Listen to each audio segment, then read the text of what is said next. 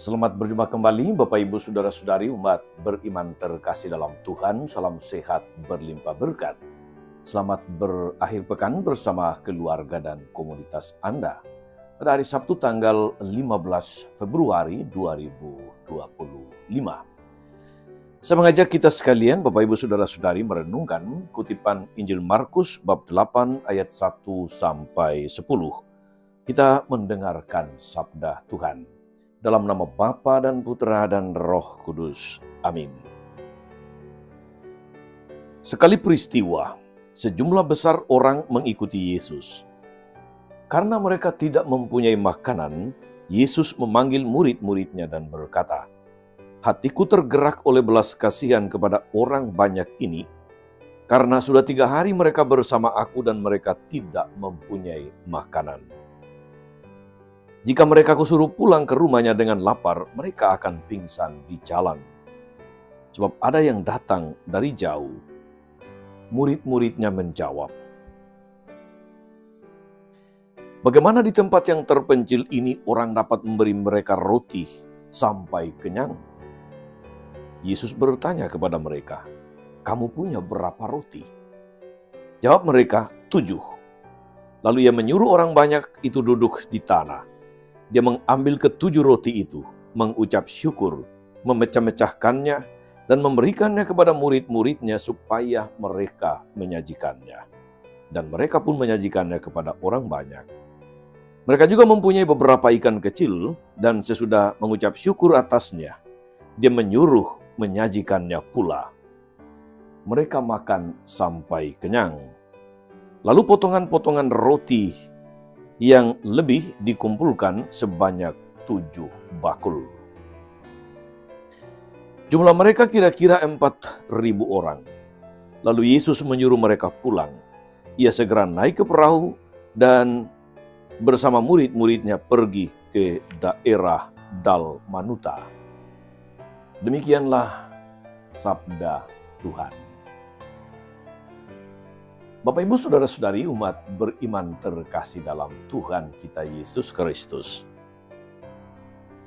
Saya pernah membaca salah satu status di media sosial di Facebook beberapa tahun yang lalu. Bunyi status itu demikian: "Cara paling jitu mengatasi masalah krisis ekonomi, kemiskinan, dan ketimpangan sosial itu sangat sederhana.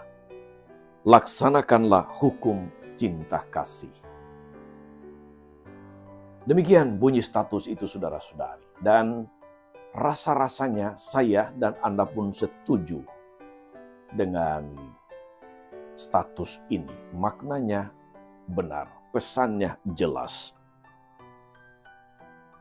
Laksanakanlah hukum cinta kasih. Saudara-saudara, belas kasih akan membuat orang rela berbagi, rela menjadi berkat, rela untuk peduli, rela untuk menolong orang lain. Saya yakin saudara-saudari, kata-kata tadi benar, Anda bisa setuju, Anda bisa juga menjadikannya sebagai inspirasi. Jika orang sungguh berbelas kasih, maka dia akan sangat peka terhadap kesulitan sesama manusia. Sebelum diminta, dia akan bertindak untuk menolong. Dan jika di kemudian hari bantuannya masih diperlukan, dia akan tetap menolong. Mengapa?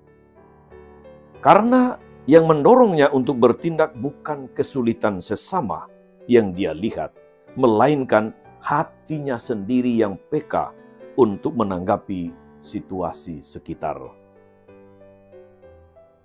Saudara-saudara umat beriman terkasih dalam Tuhan, hati yang penuh belas kasih adalah hati Yesus. Kata-kata ini sungguh diteguhkan oleh apa yang terjadi dalam Injil hari ini. Yesus itu sangat berbelas kasih. Memang dia sangat keras dengan orang munafik. Ia tidak menyukai orang-orang yang picik dan ragu-ragu, tapi dia sangat memperhatikan kebutuhan orang yang menderita. Mujizat perbanyakan 7 roti dan beberapa ikan menunjukkan bobot belas kasih Yesus itu. Dia tidak menunggu sampai diminta, dia justru bertindak berdasarkan integritas hatinya yang terbuka, yang peduli, yang penuh kasih. Saudara-saudara, umat beriman terkasih dalam Tuhan, hati yang selalu berbelas kasih, inilah suatu kualitas iman yang perlu dimiliki oleh semua orang Kristiani termasuk Anda dan saya. Hati yang selalu berbelas kasih tidak berarti bahwa orang senantiasa bersikap lemah lembut. Dia memahami orang yang bersalah tetapi tidak mendukung kesalahan. Dia mengampuni sesama yang berdosa tapi tidak menerima dosa. Dia memahami tingkat perkembangan anak-anak tetapi mendukung pendidikan yang penuh dengan disiplin. Dia menghargai pendadaran jati diri walaupun itu melewati penderitaan dan kesakitan. Tetapi ketika orang membutuhkan bantuan, membutuhkan pertolongan, dia akan menjadi orang pertama yang menolong. Saudara-saudari umat beriman terkasih, kewajiban kita sebagai anggota komunitas umat beriman, anggota komunitas Kristiani, ialah mendidik komunitas kita untuk menjadi persekutuan penuh belas kasih. Diawali dari keluarga kita masing-masing. Kita bangun keluarga sebagai keluarga yang penuh belas kasih. Tuhan hanya bisa mewujudkan belas kasih-Nya kepada manusia melalui manusia. Dia membutuhkan alat dan kitalah yang harus menyediakan diri menjadi alat di tangan Tuhan untuk mewujudkan belas kasih-Nya. Semoga saudara-saudari, semakin kita beriman, semakin kita mampu berbela rasa, mampu menjadi berkat bagi banyak orang.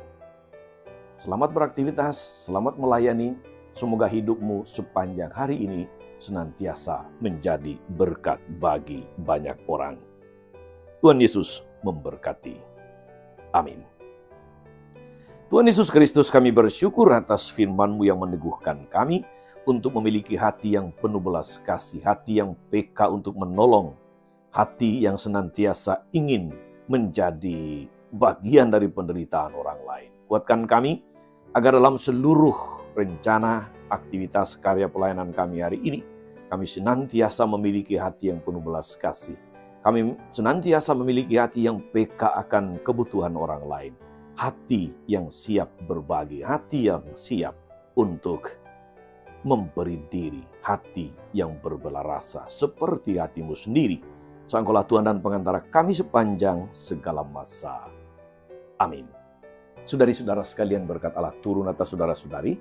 Mereka yang kita doakan, kita janjikan doa mereka yang sakit dan menderita segala rencana, karya dan pelayanan hari ini Bapa dan Putra dan Roh Kudus. Amin. Tetap sehat, teruslah menjadi berkat. Jangan lupa like, subscribe, nyalakan lonceng notifikasinya. Salam 52, Tuhan memberkati.